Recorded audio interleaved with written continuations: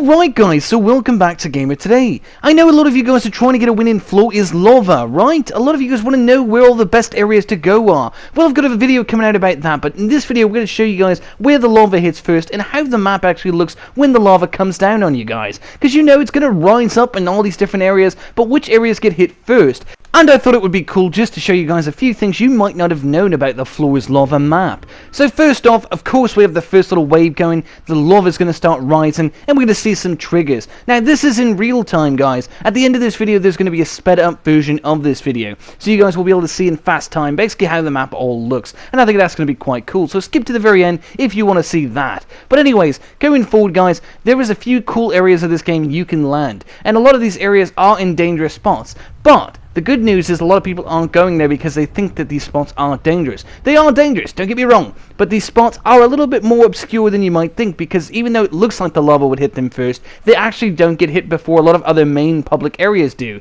And knowing all this can give you a competitive edge in this game because if you go to a spot that's a little bit safer early game, it can actually help you late game. So the first main area that gets hit is Lazy Lagoon, but you can see the second main area actually gets lit up faster than Lazy Lagoon, and that's Loot Lake. Loot Lake really becomes a lake full of lava pretty darn fast, honestly, and that comes from that whole little channel by Polar Peak over there that you could see. So it kind of goes through the map that way, like the waterfall over there in Loot Lake, and actually just comes down as a pool of lava.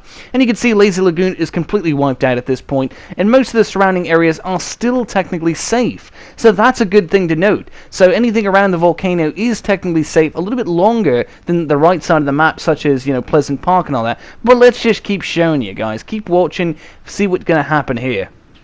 You're going to notice right now that Loot Lake gives little to no time for Dusty Divot because look at this, it's already full over, right? And of course Pleasant Park is next after that. But you can see Dusty Divot is already lit up with fire right there. You see the lava just coming out already. And that's a bad place to be because... And Dusty Divot's a very bad place to be because it's hard to get out of there. And that's a big problem with it. You know, it takes time to get out of Dusty Divot. But you can see that lava does not give that time. So Dusty Divot is not one of the best places to land. Pleasant Park could be a decent area to land because we see that we've had plenty of time to get out of there, but do keep in mind it does get aggressive over there and that lava does come pretty fast. But I would definitely say Dusty Divot versus Pleasant Park is the best place to land in terms of those two spots. Now we are noticing a few different areas across the map by the volcano that have still not been hit by that lava. Sunny Steps is still not hit by the lava. The geyser area is already been hit for the most part, but not all of it, so keep that in mind as well. But there's a little town next to the geyser area that still has not been hit by the lava, yet you would think it probably would have been.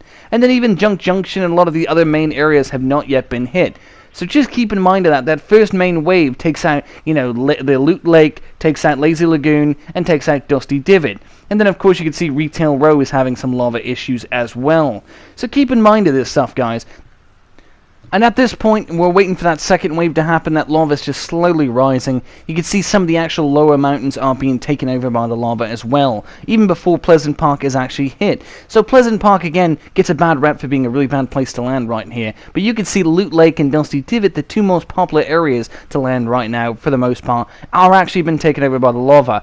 For the desert biome, guys, obviously it's not the worst place to land, but you can see it's not the best place to land either. The reason for it is by the time you get all your loot and get all that stuff done, the map should look something like this, or just a little bit under it. And the point is you're going to be finding a lot of lava going to the main circle. Keep in mind with the circle, guys, the circle is very similar every single game of Floor is Lava, and the reason for it is because this is an animation, the lava rising. It's not really, it's like an effect, okay? It's like water rising. It's very much an effect. It doesn't destroy the towns, etc., but it's just an animated effect that happens the same way every time the game is played, which means that it's going to rise exactly the same places at the same speed every single game, which means the circle doesn't have as much variation as the regular game of Fortnite, so do keep that in mind as well. But you can see that desert biome is completely destroyed by this point, and the only place that I'm surprised isn't is actually Pleasant Park. I told you guys Pleasant Park gets a really bad rap early game, but you actually get a lot of time there before it actually becomes a problem.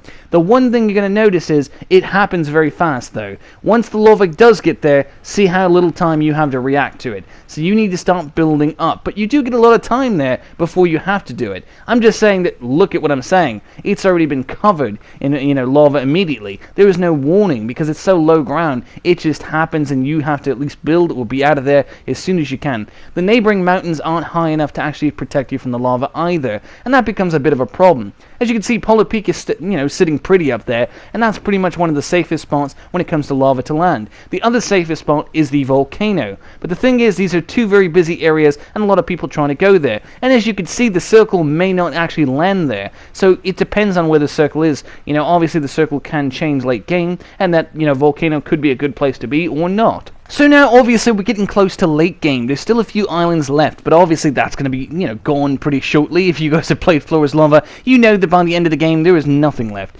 But speaking of nothing left, do we ever wonder if that volcano in the ice Polar Peak, stays alive? Do we ever wonder about that? I know a lot of you guys who played it might know, but which one goes down first in the lava? This is where it kind of gets interesting. But anyways, we're going to talk about that momentarily. But going into this, so you can see the storm effects, I tried to turn them off, guys. It doesn't let me do that for this mode. For any of you guys using replay feature of Fortnite, this mode just doesn't allow that, okay? You can turn it off, but it does, clearly doesn't change anything. It still works with the effects on.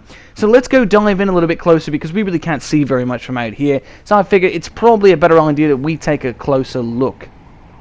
And what a better place to look than at the volcano itself. You guys can actually see this. The volcano is totally tipping over itself. All the lava is actually going above and beyond the volcano. So if you thought the volcano was a safe spot to be without building, you're wrong. See that? The volcano is destroyed and so is Polar Peak. Whoa, the whole map is just lava now. Yeah, that's the crazy part of it. So here's what I'm going to do, guys. I'm going to let you watch this in a sped up mode, okay? It's been sped up 8 times.